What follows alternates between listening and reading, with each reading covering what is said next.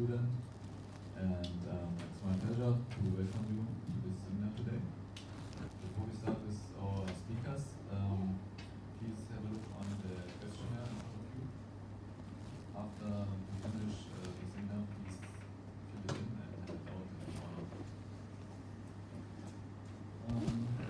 Before we start with our speakers, I would like to introduce the organizers of today's event. It's the HKEBA Eighth. It was established to educate small and medium enterprises in Hungary in the topic of e-commerce. And they have organized 12 seminars already this year. And want to share knowledge amongst their members and also among general public and service providers.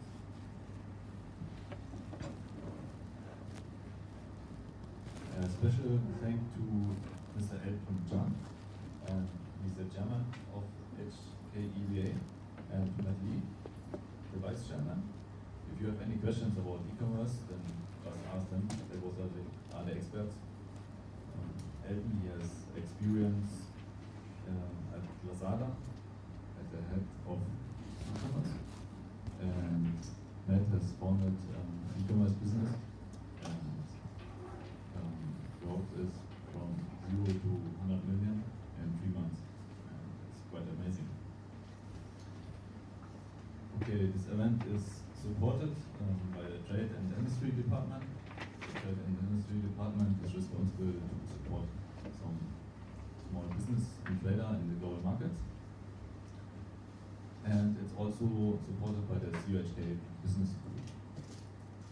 The business school is the longest established program in Azure and provides MBA, EMBA, and MBA programs.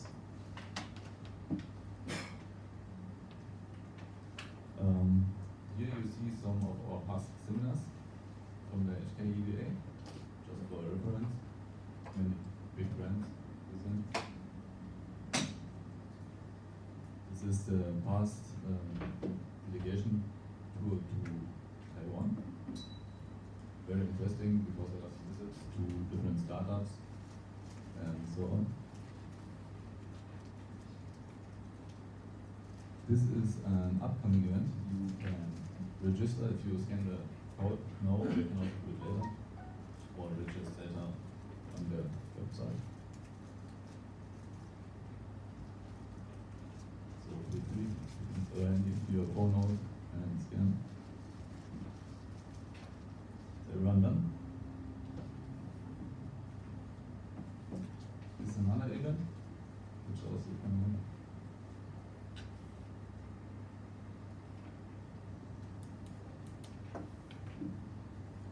This is actually quite interesting because it's about how to build an active online business for whoever wants to join.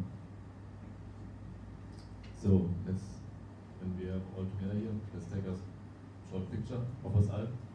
So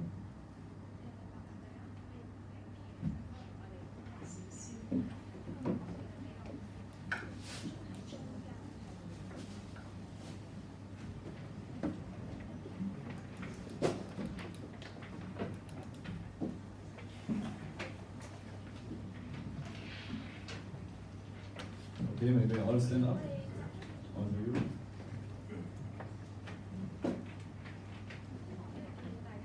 And maybe Ed, you want to come in the front?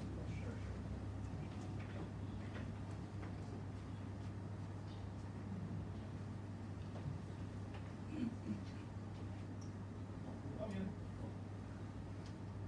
So this is the chairman of HKEBA. So it should be.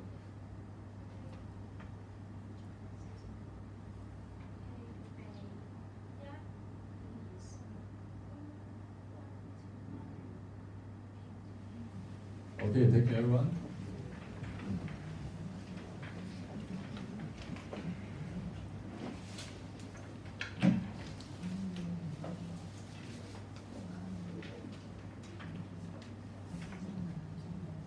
So we have 3 guest speakers here. I'm very, it's a great honor to introduce them to you. Here, but first, Ms. Isabel Zui. She's from GS1. For everyone who doesn't know GS1, they invented the barcode, so we're using it almost every day. Then we have Mr. Teddy Chiu from HSBC, and Mr. Marco Chen from Yin Fang Academy. So we want to start with Ms. Isabel Chiu.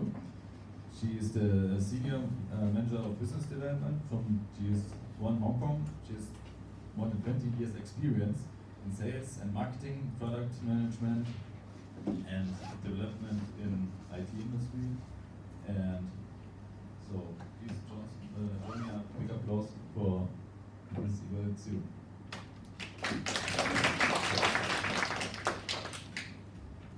Thank you for your introduction. Great. Okay, welcome everyone. Today our topic is to share the checkout technology because we have three speakers today. So I think the other two more focus on checkout technologies, but today my topic is how to facilitate the checkout process. Okay. Before I go into the discussion, let me to do some introduction of about my company. Okay, GS1 is a global organization. So we established in 1974. Our headquarters in Belgium, and now we already have 110 branches over the world. And then we have 2 million companies registered as members of GS1. And then we have 6 billion barcodes scanning every day. Okay, so basically we are neutral and NGO, non-government organization and non-profit organization. So for GS1 Hong Kong, we are already established for 30 years. We have 8,000 retail members. Okay, we focus on retailers. So except the barcoding, because we actually follow the global standard to set up barcoding structure standards for other retailer. However, we still have some other services for our retailers to how to enhance their business operation effectiveness and how to expand their sales and marketing channels in Hong Kong. So basically, let's return to our topic today. How can we facilitate the checkout process? So before we understand why we have to talk about this topic, let's take a look at how people shopping today, okay? So this is our research actually from our organization, because they said actually online shopping experience are blurring. So people not just using online and purchase online, but they're also using online, offline together. So take a look at this figures, like 44% they said they research online and they buy products online as well, right? So another 51% they said they research online, but they have to visit the store, go to the physical store to purchase. Okay, they have to understand the product, they have to touch the product before they purchase, right? However, doesn't mean once they visit the store, they will go to pay per product. No, not really. So look at these figures, it's very interesting. 17% said they visit the store first, and then they go back to purchase online. That actually give us some indication why they have to do this. Why don't they just visit the store and touch the product and pay for the product? Why? Because I guess one of the reasons is there's queue in the shop, right? They don't want to spend time to wait in the queue, and then maybe their checkout process is not convenient for them to pay the money, right? That's why they want to return to their online store and to purchase online. That's one of the reasons. And then 32% they said they do the online research, and then they have to visit physical store to touch the product, and then they return to online to purchase. That the checkout process is even longer, right? So for those retailers, our members actually ask us some questions. How can we facilitate the checkout process? Okay, if you look at these photos, you can understand all this shopping behavior. Like this is online and then go to store, right? It's hybrid, online to offline. And also sometimes we go to offline first, we return to online to purchase, right? And then sometimes we use social media to get some product recommendation and maybe get a recommendation from our friends, and then we go to online and then offline and purchase, right? So everything make the checkout process very long, very long. Then there's a new way, right? So let's look at a video. So this is actually one of our members. They are proposing to us, and then we tailor-made the solution for them. So we take a look what they are doing.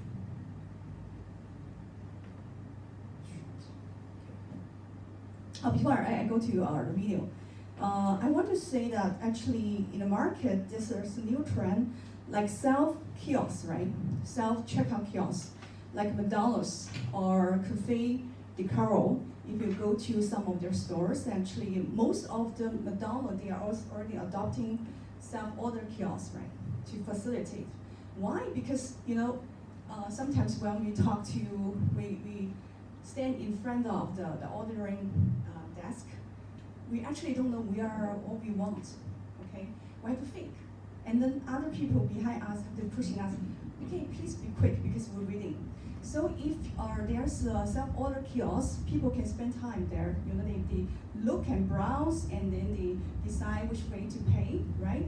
So they have many payment methods. And also Cafe de Caro, they are using the same because they see the trend, right? So like us, we're talking about, how about the apparel? Okay, I know there's a apparel industry, there's a retailer called Uniqlo. Actually, they are using this kind of self-checkout kiosk for apparel industry. One of the reasons they're using this kind of technology because they want to facilitate the checkout, right? So you don't need to stay in the queue and you queue for a long time, okay? That's the first thing. Another thing is they want to test people's behavior, what kind of behavior they want to get. This machine has some RFID technology. So once you pick up the items, right, you take a look and then you put down, you don't pay for that.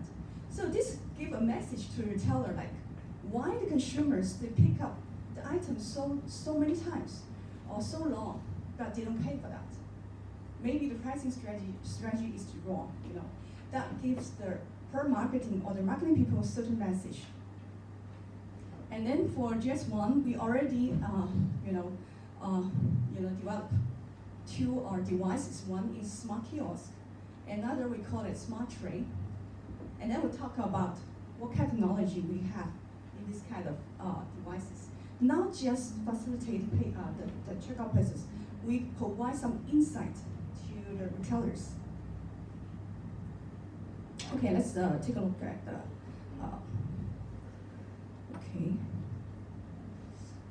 case one. How can I, please?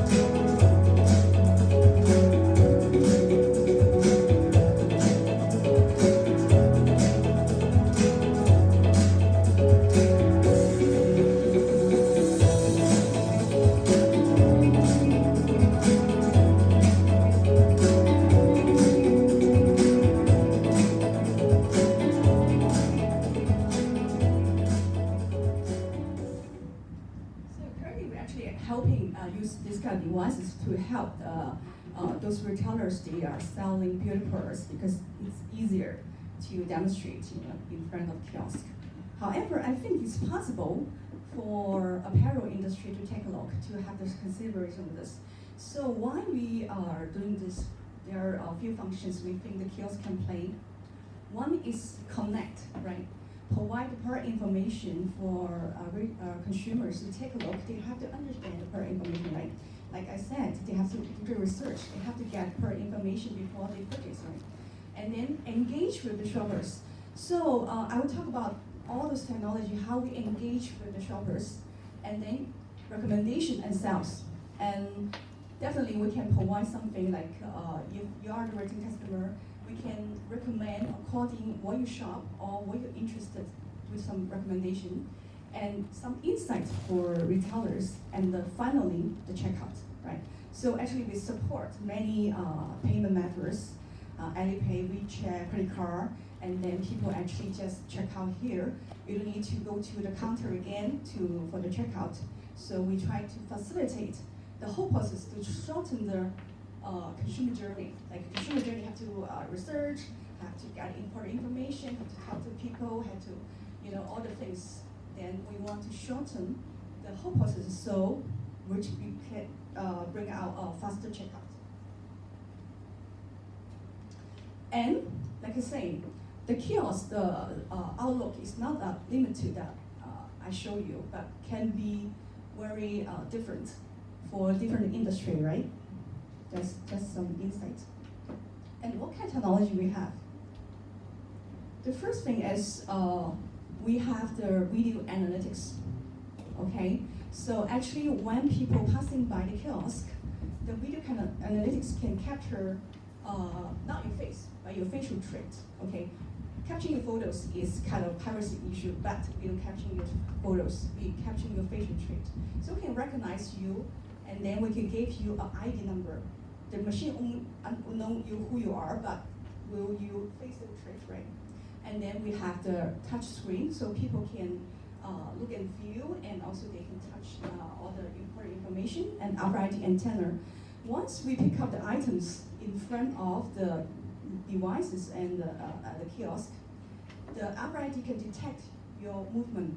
So it will capture all the behavior, like how long you pick up the items, okay? Which items you pick up, why you are so interested into this kind of purse, and then we provide some insight to the retailer, like what is the age range of this consumer, what is the purse he's especially interested. Okay, not just for the beauty purse, also for other purse, right? And then we also provide certain other aspects, because once we like one of my consumers, one of my retailers, they actually adopting few kiosks or few smart trade in the market. So once they place this kiosk in different locations, we actually can monitor all the consumers' behavior.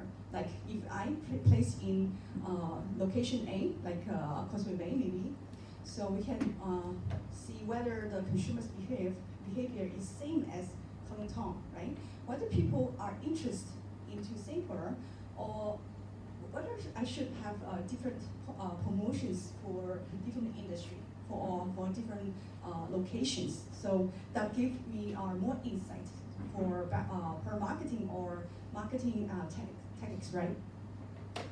And the most important is to provide insight about the shopper's profile, like the shopper's gender, their age, what is their emotion, they smile, or they actually upset when they see the product, and what kind of product they browsed, how long they browsed, okay? And we motivate the buying decision because we can present them the personalized product information, like you are interested into this kind of product A, then we can display product A related products to you, then you will not be confused, like this is not I'm looking for, then you display the type to me. And then we can do some promotional offer. Like the video we show, actually, there are two functions people can get. One is they can get special discount. So we can trigger them to, like, if you purchase now, you can get further discount immediately. Or you can get a digital coupon if you purchase now. Yeah, so you facilitate the checkout. And then we can have the online purchase with discount offer, right? So they're interested. Again, they press the buy now, the button. So the kiosk will bring them to the landing page of the online store or other promotion site of your purse. So we'll give them more information of your purse.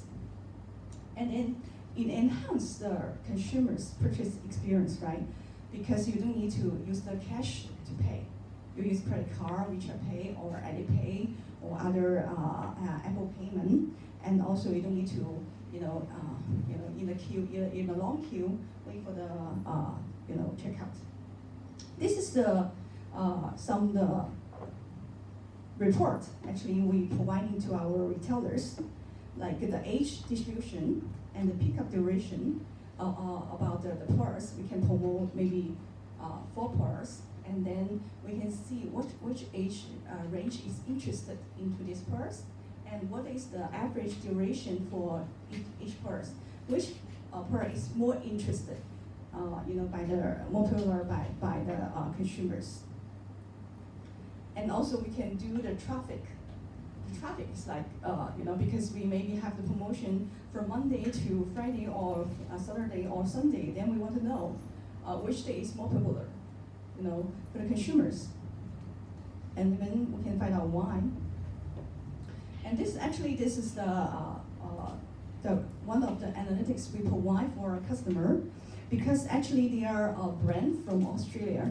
They just arrived to Hong Kong and then they want to promote their purse. They have to promote their brand awareness, and they give us 4 purse to promote.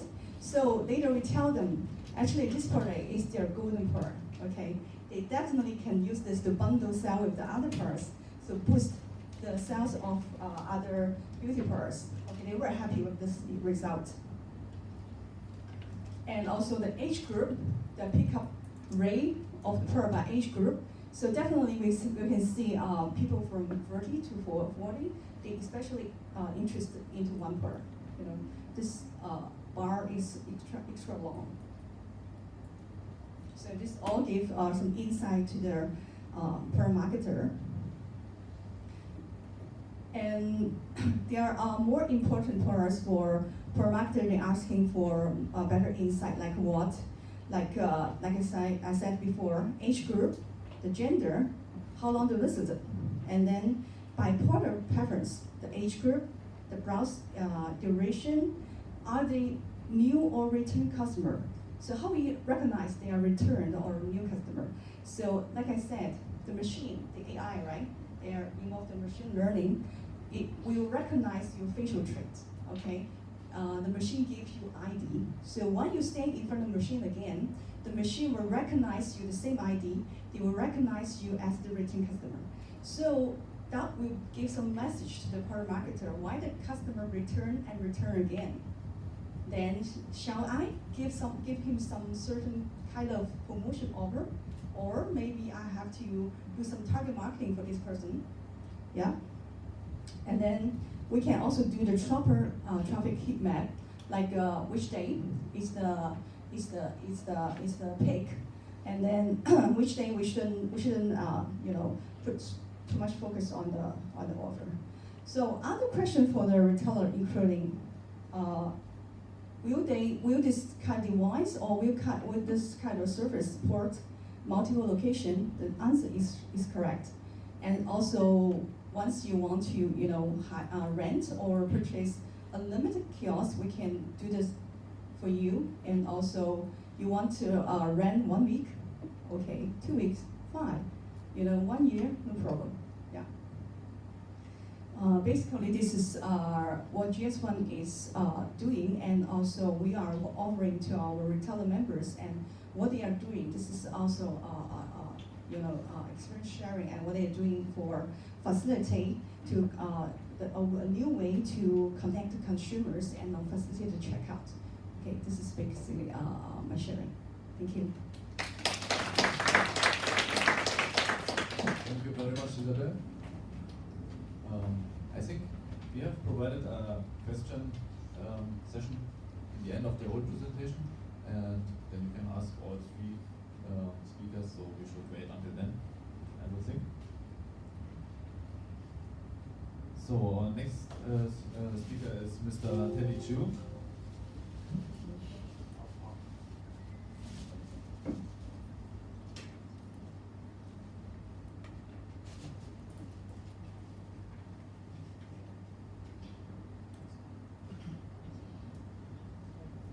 Okay, Mr. Teddy Chu is Senior Vice President of Regional Sales, Global Liquidity Management and Cash Management from HSBC. He has a very rich history of working in finance and strong professional skills in banking, general sales, product marketing, project management and business relationships. So please welcome Teddy on the stage. Thank you. I think before I jump into my presentations, may I do a mini survey that in this room, how many of you have experienced shopping online? May I raise your hand? Yeah, I think I expect 100% because if you're not having experience shopping online, then you may not come to this seminar. Okay, the next question is, who are happy with your checkout experience? That means that you feel the checkout experience to settle the payment is very good, slim, fast, and you feel securities. Please raise your hands. Okay, then less than 10% here. So I think this is the questions why in these 1 to 2 years in Hong Kong, the checkout experience of checkout technology has evolved a lot actually. Yeah, and before I talk about what is faster payment, who know what is faster payment? Who heard it name before? Even less. Okay, I think this is why I'm here to share what is faster payment. Let's see a video produced by HKEBA.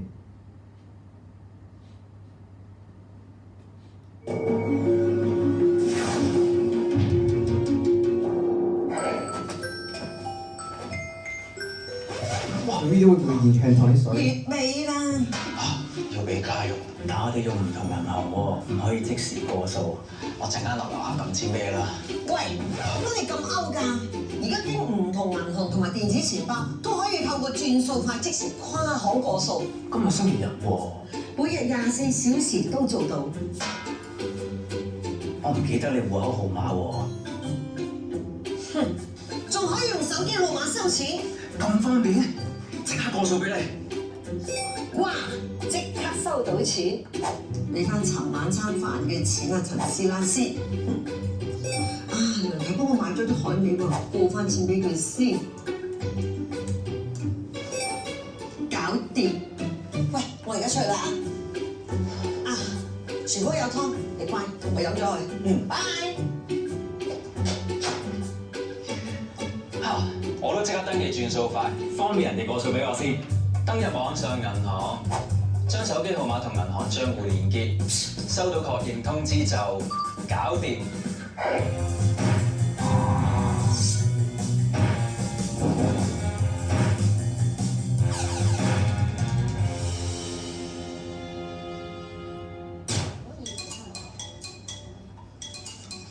哎呀，冇散紙啊，遲啲俾翻你啦。我喺銀行同電子錢包登記咗轉數快，可以用手機號碼嚟收錢，跨行即時過數，唔使散紙，食飯夾錢話咁易。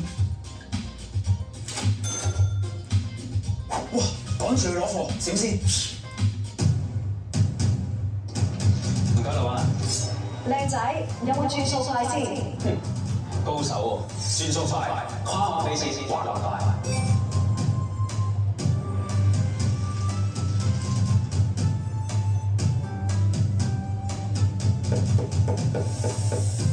老闆，攞個叔婆嗱，我冇手找錢㗎。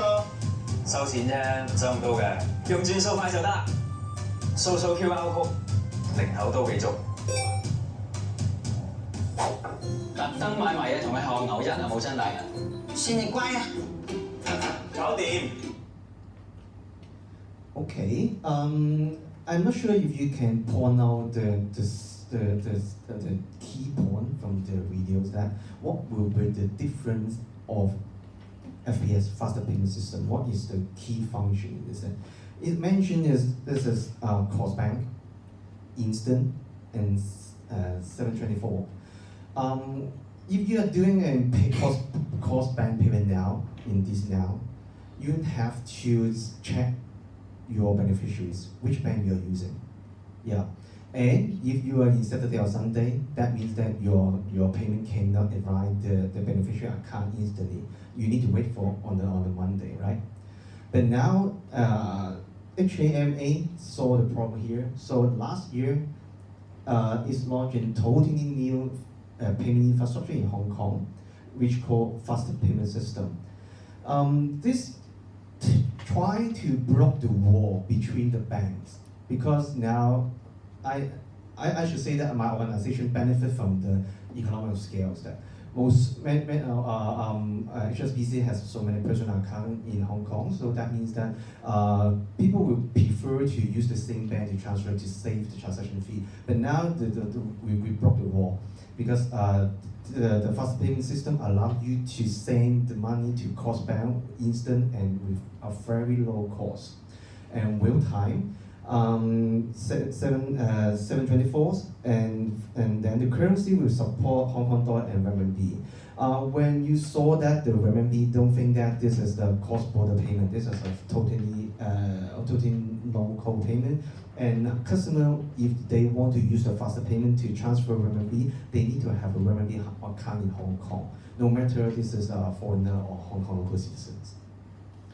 And this support and adjusting service, which is very new to the Hong Kong banking industry. Adjusting service means that today, if you want to send money to your friends, you need to ask them to provide account number, right? But as we can saw in the videos, you can ask them to just let you have the account numbers or email address. Because when you register the faster payment system, your account, your telephone numbers or email address is already linked with your bank account, and they will just send you your telephone number, and then the money will arrive your bank account. And QR code payment. Our bank has what I have talked is the banking infrastructure provided by HKEBA, and how a merchant or end customer like all of us can use the payment will depends on how the bank develop the service. In this technology, we'll build up four new services, which is totally new in Hong Kong. We call it e-commerce, mobile commerce, point of sales, and bill payment. I will talk it one by one.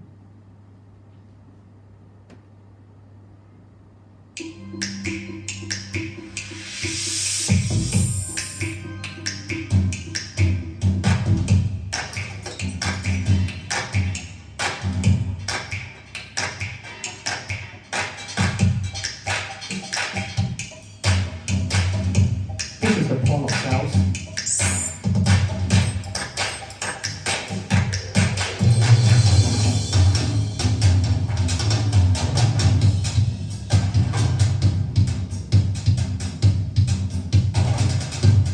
This is e-commerce, online payment.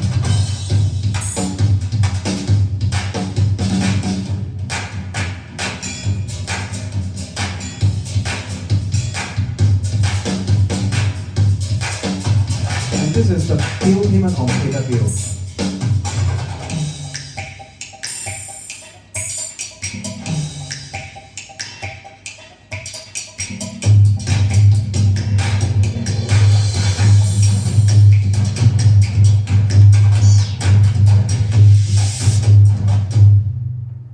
You may find that in the videos there are only free service, right? Because we have a very new service called mobile payment, which the service was launched when we produced the video. But this today we are launching here. The first one is the e-commerce solutions. Today, when you are shopping online,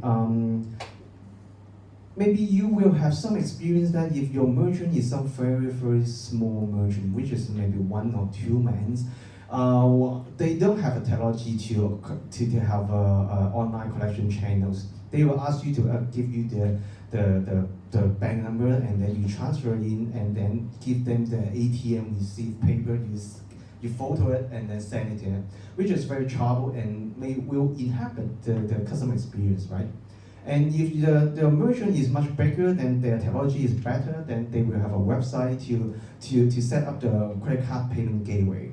But do you have experience that when you taking out your credit card and enter your credit card numbers and then the security code, then you suddenly have hesitations whether I should put the code there, because there you'll think about securities. Then this is how we resolve it. Merchant using faster payment system will have a new payment solutions online called FPS, and then when the customer select the FPS, what will happen is that on the screen there will be a QR code preset generated on the customer screens, and then the customer take out their mobile phone, use the mobile banking apps, because faster payment system FPS is sponsored by HKEBA. That's why in Hong Kong most of the core retail banking already upgrade their mobile banking apps to support the scan and pay function. They use the scanner to scan the QR code, and then the QR code already carry all the necessary information. For example, who is the merchant name, and the transaction numbers, and transaction reference number, and transaction amount. Then once this is correct, the customer will it. That's all, and then click confirm, maybe Face ID or Touch ID. Then the transaction will be instantly completed, and your money will be debited from your personal bank account to the merchant account instantly. And today, if you are using credit card, then the merchant still need to wait for a few days to have the money credited to the bank, which will prohibit their cash flow. Because for some small merchant, maybe if you just hold the payment for a few days or 1 week, then they will make them dead.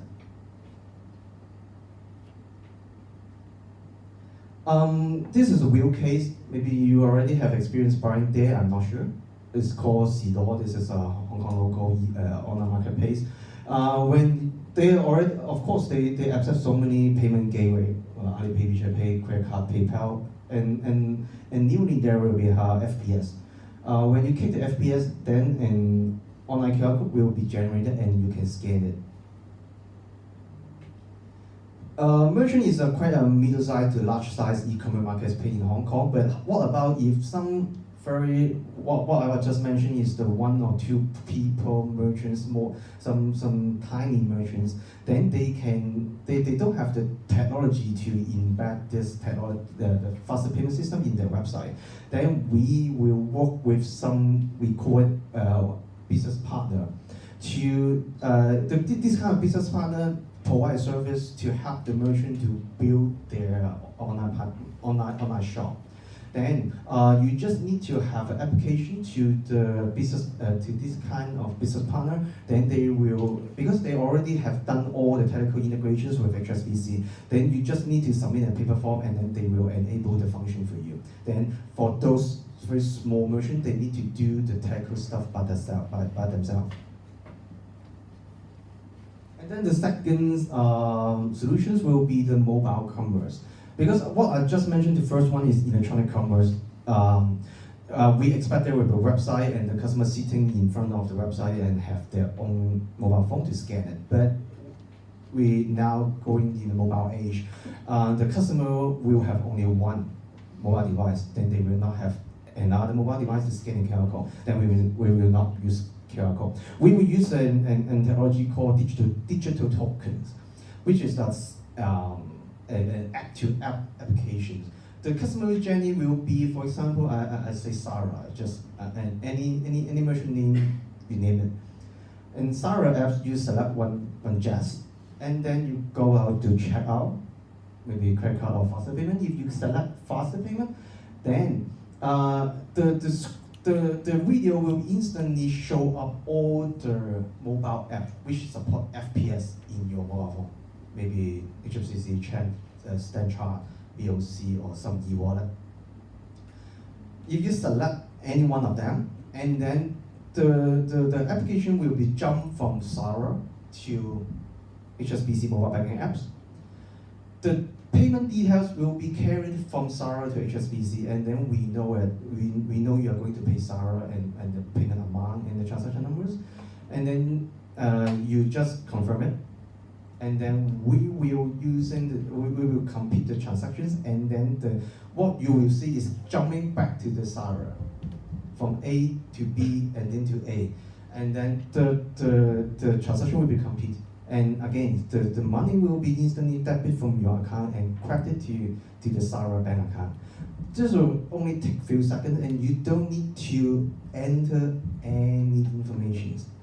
Just like the e-commerce I mentioned, do you need to enter any security sensitive information? No. What you need to do is just you take out your mobile phone to scan the QR code, and then all the transactions, the sensitive information will be processed by the bank, and we will complete the whole journey within the banking environment.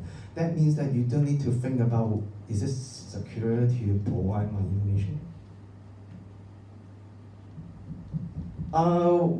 Okay, this is the first solution we call point of sales. The first one is e-commerce, and then second is mobile commerce. This is on digital. And anyhow, we will have a physical world, right? You will still visit a branch when we are talking online to offline.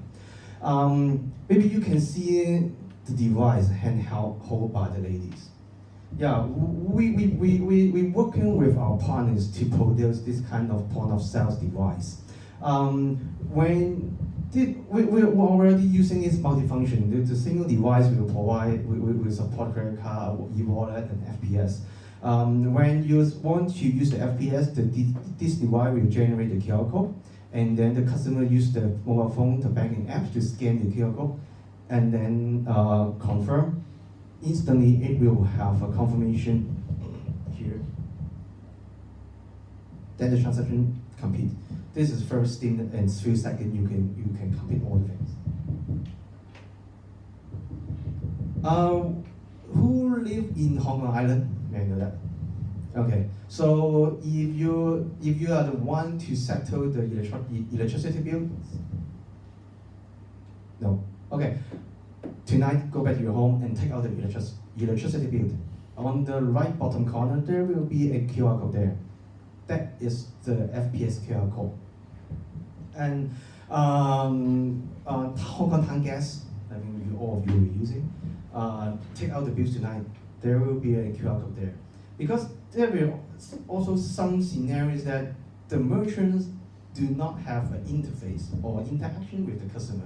They are sending paper bills. There's still this kind of scenarios.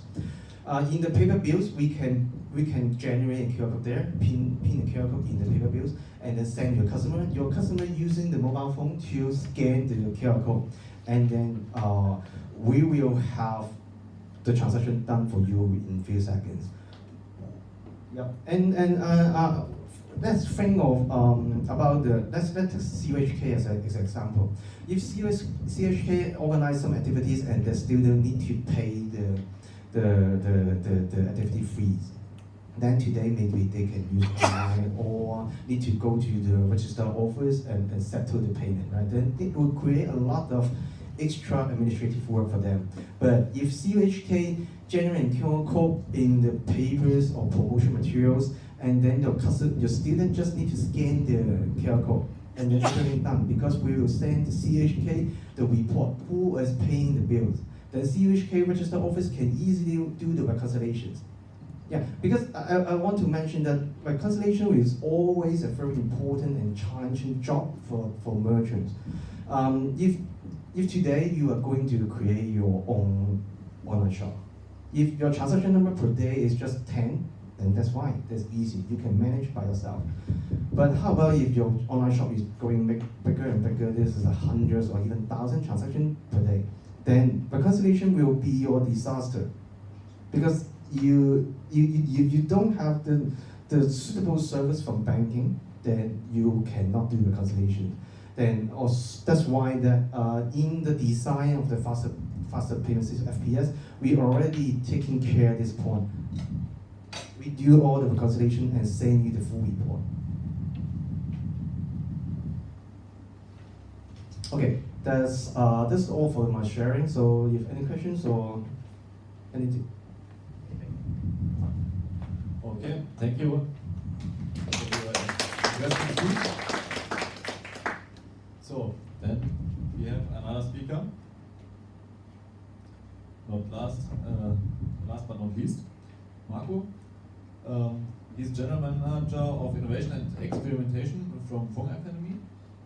And Marco's Innovation Experimentation team acts as a catalyst to create inspiration and provide creative confidence to propel the Fung group to event faster and explore further. So let's give Marco a warm welcome.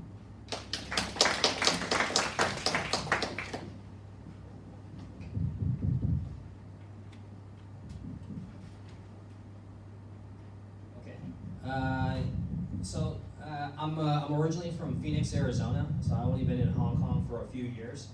And it's a very, very interesting city from where I come from, because I come from a place where it's a very small town. You have to drive to your neighbor's house, you have to drive to the grocery store. So here in Hong Kong, where everything is so incredibly fast-paced, I could walk downstairs and I could choose to, 2 stores to buy my goods at, Circle K or 7-Eleven. Almost no need for e-commerce. So that's where the very interesting concept of the checkout process comes in. So I'm going to be talking a little bit about the Circle K and JD AI collaboration, where we created essentially the first AI checkout experience in Hong Kong. Yeah. Okay, so let me show you what exactly is the technology first. So this is a YouTube video, and Toei, I will just click here.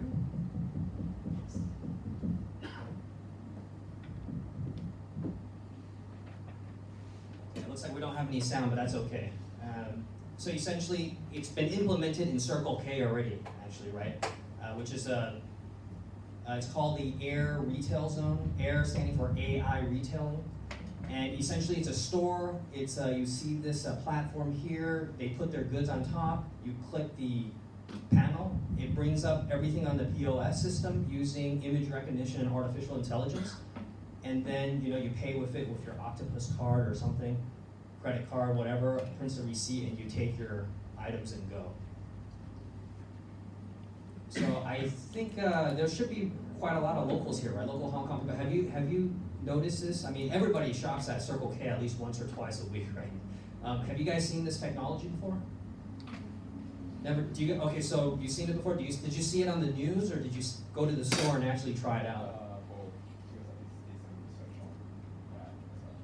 Okay, so this presentation, I'll talk a little bit about this technology, but mainly focus on the journey of how we came up to this. I'll come at it from like a case study perspective of what are the pain points, who we work with, benefits, pros, cons, and then kind of like the future steps for a technology like this. But before I get into this technology, I want to talk to you a little bit about like where I work. So I actually work at a place called the Explorium, and it's the innovation and collaboration hub for the Fung Group. Does anybody know about the Fung Group? Does anybody don't know who the Fung Group is? Okay, there's some people there. All right. So Fung Group is a massive multinational company headquartered here in Hong Kong. Okay, and it's just to give you a little bit on the scale, right? The Fung Group, like 40,000 plus employees, and valued $23 billion US. So definitely is not a small multinational. It's actually quite big. Everything from, it's like a the Fung Group umbrella company, right? And many different companies underneath it, from Li & Fung. I think a lot of people probably heard about Li & Fung, essentially the world's largest supplier of consumer goods, to different retailers under this group, different retailers such as Circle K, St. Honor's Cake Shop. It has everything from mid-tier apparel to high fashion, so like Hang Ten, Roots are your mid-tiers, and then high-end fashion like Cerruti 1881, Jeeves and Hawkes. Jeeves and Hawkes is a retailer for the royal family of the UK, so maybe some of you guys heard about that. but mainly it focuses in the supply chain management, retail, logistic, fashion industries. And also, it has it also sells some medical products. It has some, it sells the Japanese soy sauce. They own that too. So it's a very diverse group of companies. And so one thing to note here is that it's a family company. It's the Feng family, right? So I mean, this group has been around for I think it's like 115 years now. So and 350 offices and over 50 economies that they export to or have some sort of business relationship with. So I work for the Feng Group and at the Explorium, so the innovation hub for the Feng Group, where we basically help all of those companies that I just mentioned under this group to innovate, come up with new solutions. And this is where we're located in Lychee Cot. Looks kind of like this at the main door. This is just one of the space that we have, but it's a very relaxing. It has couches, whatnot, and we want it to be very open so that you can generate new and cool ideas, right? Cool ideas, kind of like this Circle K thing I'm about to tell you about. So, just a quick one, like why do we exist, right? So, what do you guys think of this quote right here? Around the world, industry and businesses are being disrupted by the rapid advancement of technology. Okay. So, can you guys name an industry or a company that's currently disrupting a traditional business?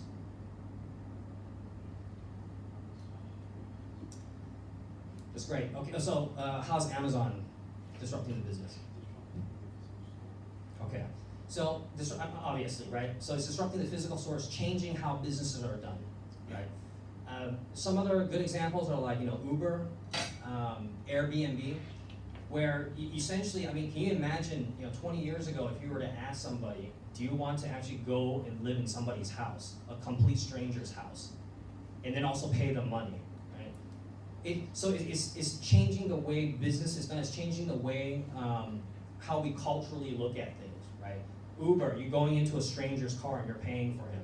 He's not even an expert at the city that he's driving the car in, right? So things are being disrupted now. Obviously, the supply chain industry, retail industry, logistic industry are also being disrupted. So that's where we come in. The Explorium is we put our we basically keep our hand on the pulse of the market and make sure that these disruptions are not creating unforeseen challenges. Right? We know where the challenges are from these disruptions, and furthermore is that we know where the opportunities are coming from with these disruptions. So. We believe in growth through collaboration, and what that means is, back in the day, you basically hired the best, PhDs, the best researchers, the people who can really innovate. You keep them within the four walls of your company, right? You tell them to come up with the best ideas, okay? And this is called the entrepreneurship era in innovation, where ideas just come from within. But because technology is increasing at such a fast rate, you can't keep up with it. So what we do is we like to believe that we want to find partnerships outside of the Feng Group to work with, so basically startups and SMEs, and then we connect them with our main corporations to co-create new solutions with, right? So we run a host of different activity at this innovation hubs, and you guys know a lot of these activities. It could be anything from, a hackathon. Everybody knows what a hackathon is, right? To having a residence program where we actually have startups working out of the Explorium facility, and then we partner with them to create solutions with. We do safaris, learning safaris out in the to different cities: Singapore, Shenzhen, Taiwan. We have two different types of experiments that we do.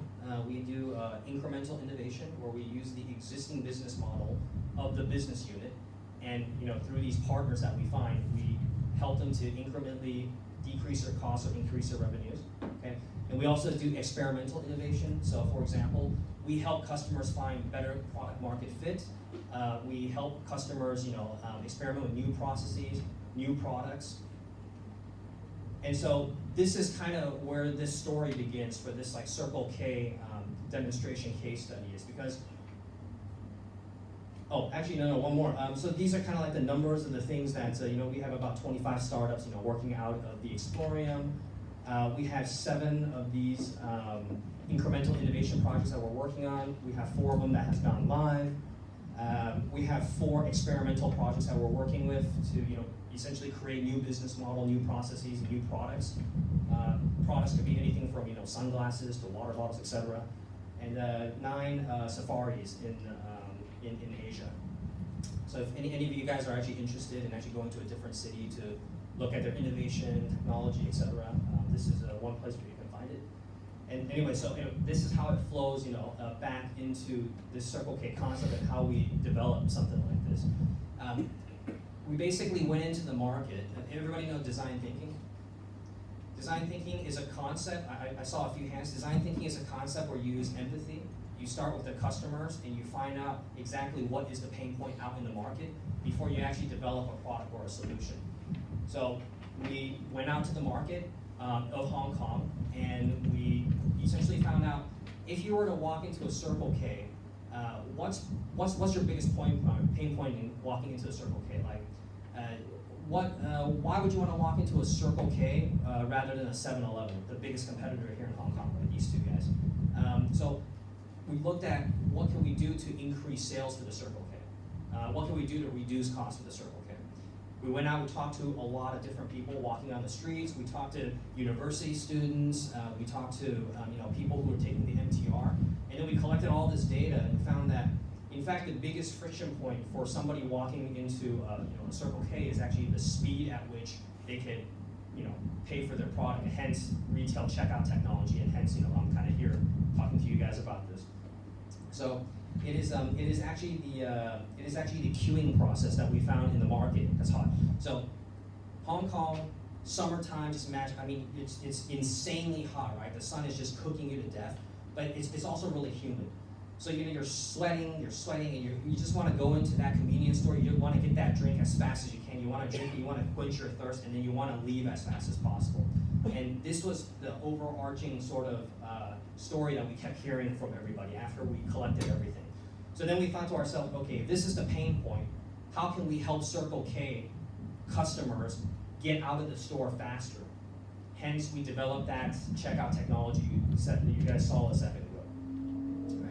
And so the checkout technology essentially is using cameras, like on this platform, and it basically uses image recognition to recognize what are the items on the platform. Okay, so it doesn't measure their weight; it's purely image, and so it continuously takes pictures of these items, and then it recognizes it, and then it puts it on the POS system. So a little bit more in detail about this technology is that, so for example, you see these 2 items right here, right? Same chocolate bar, but you notice that this right here, the shape is a little bit different, right? So from a computer binary perspective, this item here and this item here are completely 2 different items. It's 2 separate SKUs in the system. So you need to have thousands of pictures of this item to find similarities between these thousands of pictures, so that when the computer takes a picture of this, it recognizes it at the same item, right? Therefore, that's where the artificial intelligence and machine learning comes into play, because the more data that you put into the system, the higher the accuracy will get when it scans this item, right? Imagine a bag of potato chips. If the corner was missing, that's actually a completely new item, right? So we've gotten it up to 97% accuracy. In fact, it's higher than, it's 99%, but just to have a buffer in, when I'm doing like the PR and stuff, we conservatively put it at 97%. You'll notice these 3 bottles right here, right? 100% the same item, but you see they're at different angles. This one's right side up, this one's actually upside down. So the image recognition system can actually recognize it in these different angles as the same product, so that it's accurate when it comes to the checkout. You notice this thing here, it can be different shape, it could be square, different colors. Now this is where the magic really comes in, is like, that's actually an apple, that's produce, right? So you can imagine apples, different sizes, slightly different shades and tints. And so then you can begin to imagine like how difficult of calculation it is that's happening to recognize these items. So I'm a customer, I come in, I buy all my stuff, I put it onto the platform and I click the button. It takes less than a second to scan everything. Whereas a regular person, they have to scan the barcode of everything one at a time, right? This, you could just put it all on there, push the button, scan it. and then you're ready to go. So hence the batch processing. And we already talked about, with more data, more pictures, it becomes more and more accurate. Okay. So obviously you can think of some of the benefits of a checkout process such as this. Easy and hassle-free, so essentially the logic here is that maybe one day a customer can come into the store, put everything, and do the checkout process himself, right? So one is you no longer have that staff standing there and scanning those items and then leaving, right? So you can probably the staff can go and do something else. Two, obviously, is much faster because right now in the for example, you walk into an Eon, you can check out yourself too, right? But you have to scan the barcode one by one. Still a slow process. No barcode or RFID is needed. So the logic here is that, just imagine like the barcode. Can you put a barcode on like a chashu bao, or like can you put it on an apple? You can't really do that. RFID, you can't really put it on an apple, produce, cakes, that sort of thing either. And then again, RFID, each chip that you install onto each product, it actually costs money too, right? So there's a cost component to the RFID. This using image recognition doesn't have any of that. Faster checkout, time and cost benefit. So how many times do you think one of those employees at Circle K, they scan that item, right? Every time they check out. In one day, in all the stores in Hong Kong, there's about 350 stores in Hong Kong. How many times do you think this pulling of the trigger of that gun, how many times do you think happens in one day? I heard 100,000, 1 million from this gentleman right here. Any other guesses? Yeah, it's nearly 2 million times. And so with this technology, right, you're basically saving 2 seconds off every transaction after you calculate everything.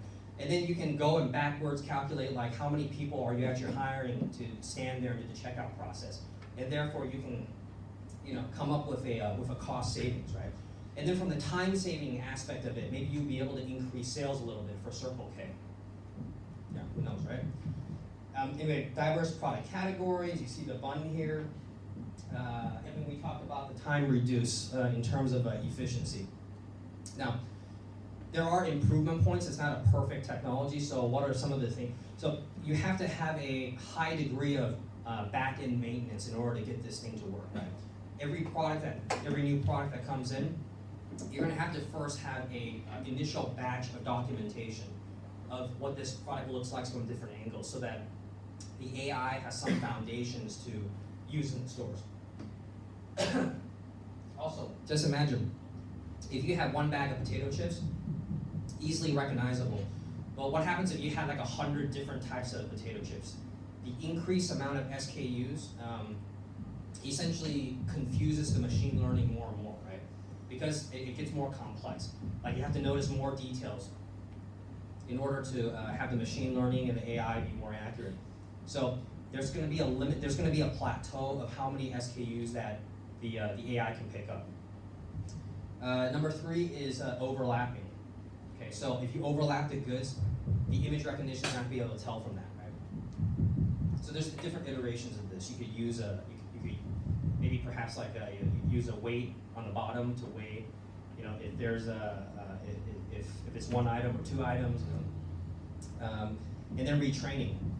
So from the first presentation of GS1, you guys remember, Cafe de Coral, McDonald's, they have these like kiosks where you can go and you can self-checkout, right? You don't get your food yet, but you can self-checkout, select your goods.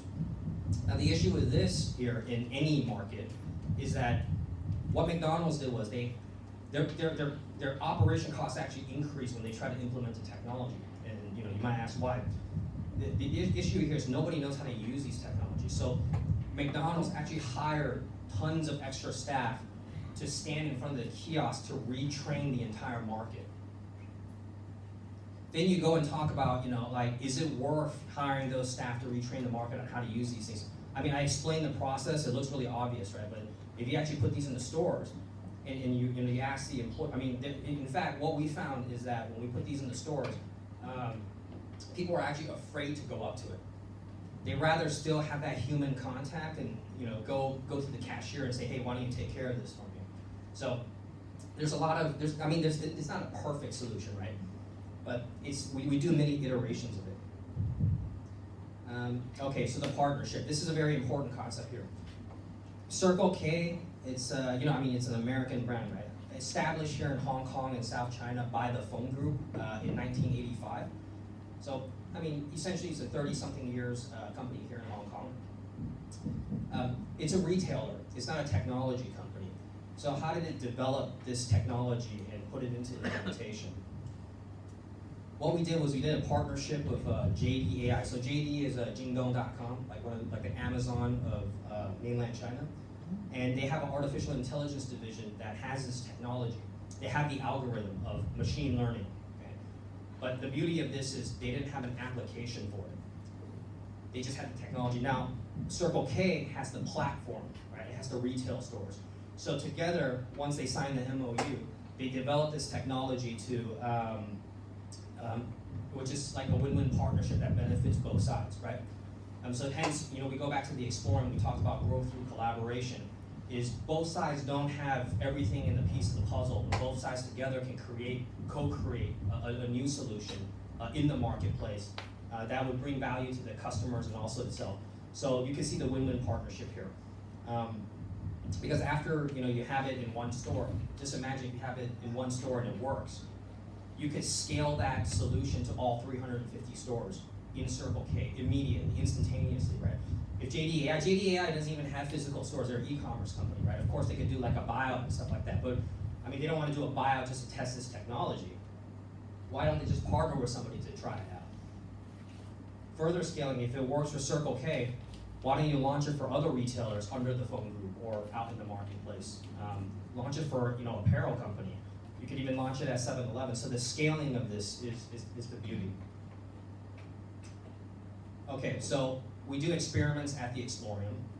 It didn't just end up, the final product was like that. So these are some of the iterations that happened. The first iteration, we literally took light, the lamp inside the bedroom, and we took off that light on the top, and we attached cameras, you see right there, literally onto the post.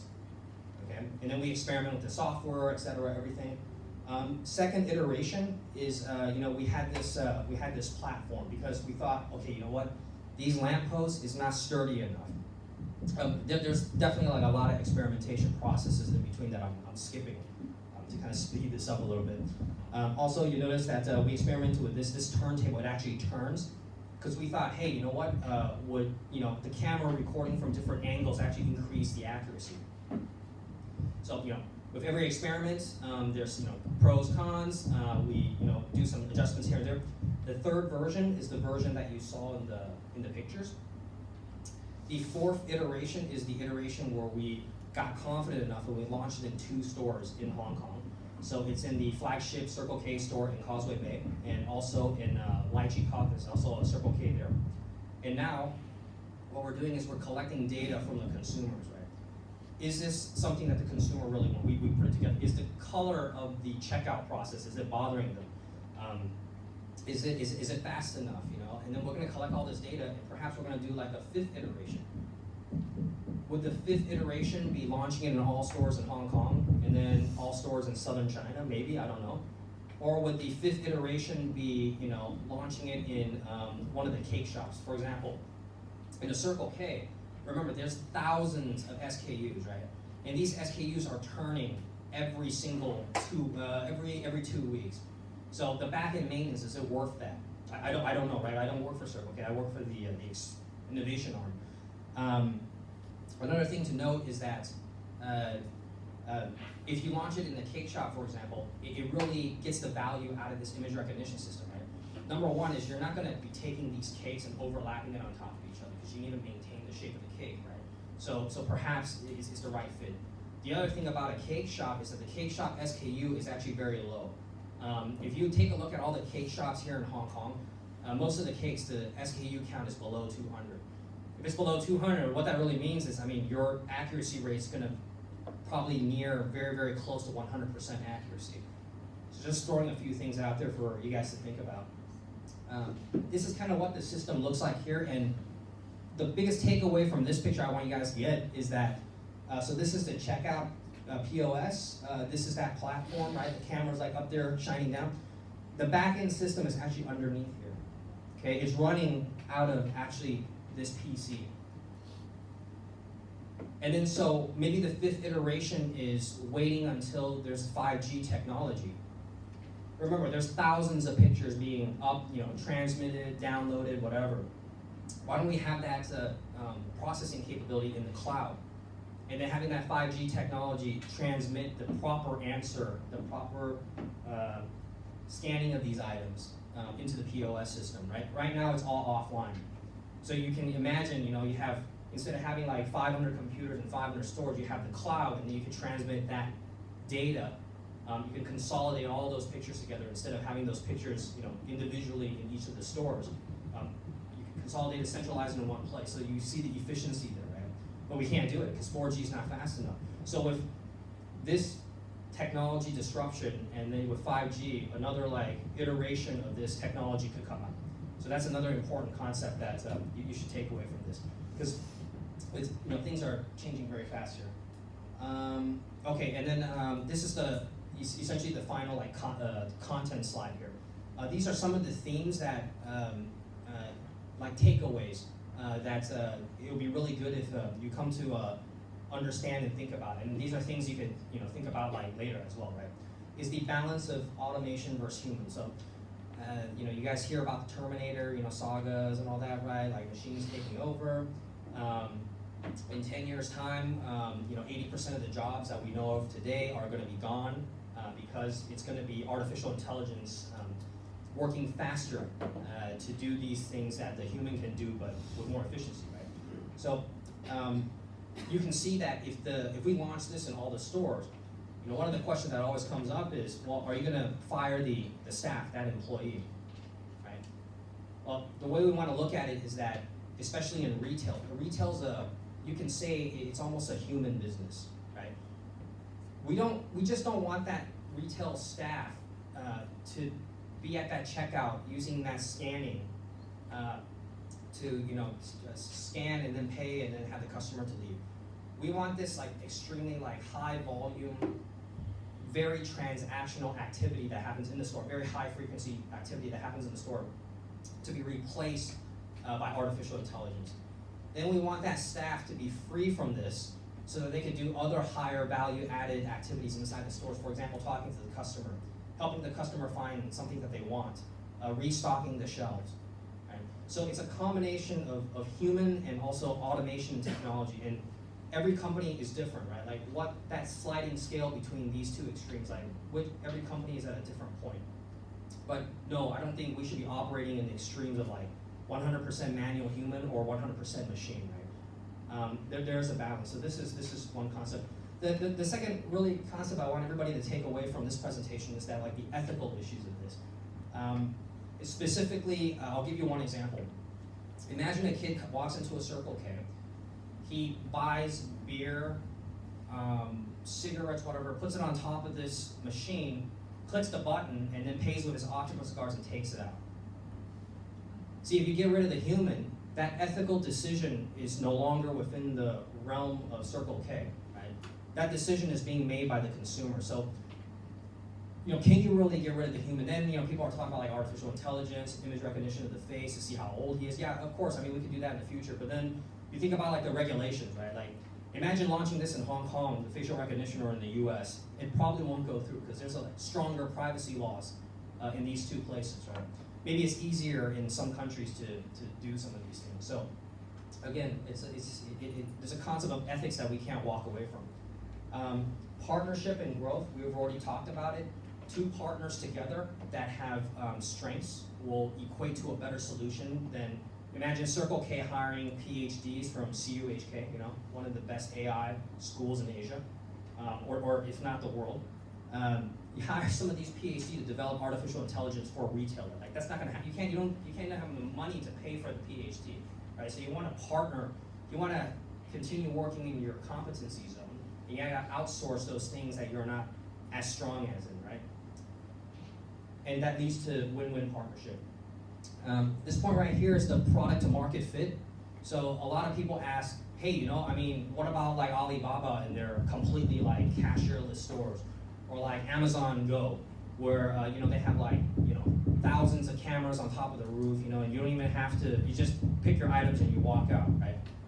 Okay, well, there's a fit in a product for, again, Circle K is not gonna spend like 200 million US to develop an Amazon Go technology for this market with only 350 stores, right? That's number one. Number two is, hey, you know, like people in Hong Kong, they like to buy produce, they like to buy bananas, they like to buy buns and cakes at a convenience store. In the US, my God, like you walk into a gas station, right? Everything's in the nice, neat packages, and then you have to have a barcode on there you can scan, right? The market's different. And so therefore, when we use those methodologies to go and talk to those customers, we interview what the market wanted. This was something that the market research came up with. So it's not just kind of like, you know, we're throwing a dart, wearing, you know, blindfolds, right?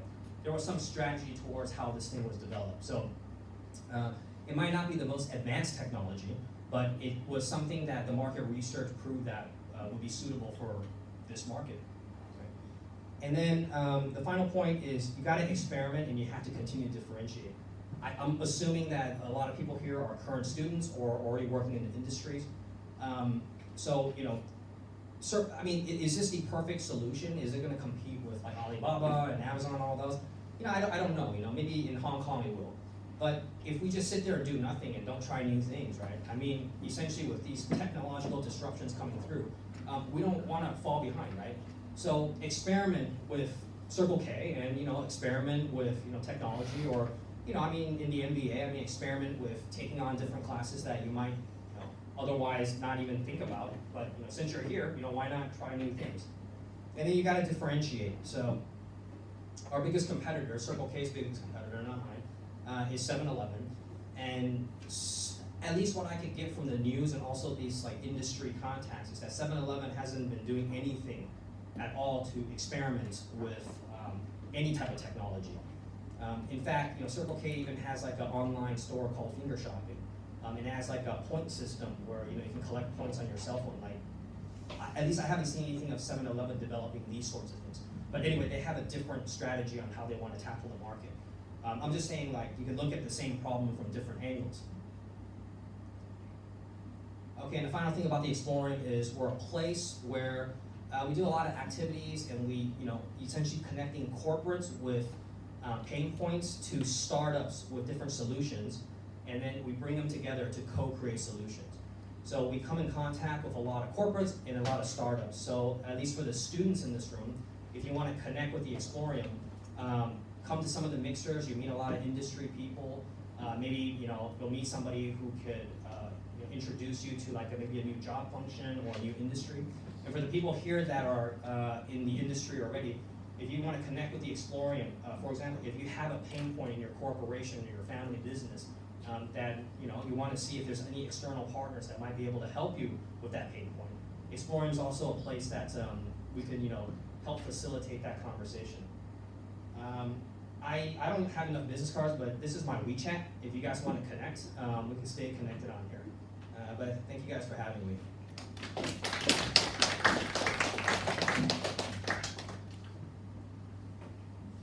Yeah, thank you very much, Marco, for your interesting speech. Yeah, very interesting that you. Oh, there's some additional slides. Additional slides, okay, so let's skip them. Yeah, you're challenging the barcode, which we already use since more than 50 years. Okay, so I would say we continue with the question round. So if anyone from the audience has some questions to one of our three speakers.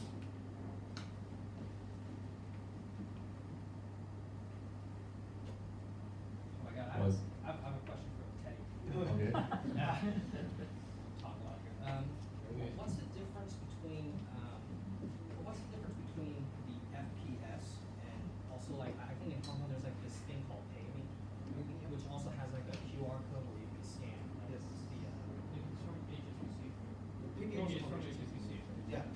Both. To say that FPS is a technology driven by HKEBA, and HSBC as a major bank in Hong Kong, we are putting a lot of investment in this service to make those services I've just introduced. PayMe, because first I'm going to payment because this is the one.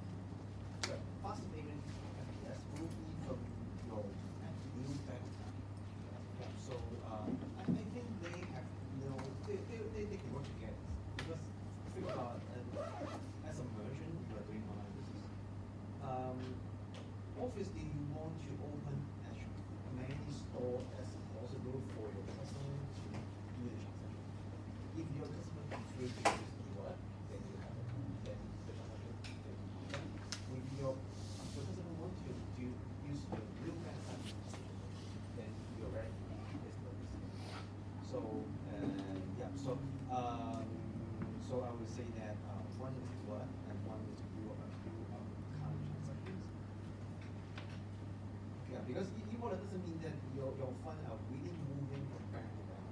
But for FPS, this is really moving the fund from one account to another. To do a transaction. Yeah, that's a good transaction. Well, for e-wallet, maybe just from pay me, Peter, take the account to pay me on account.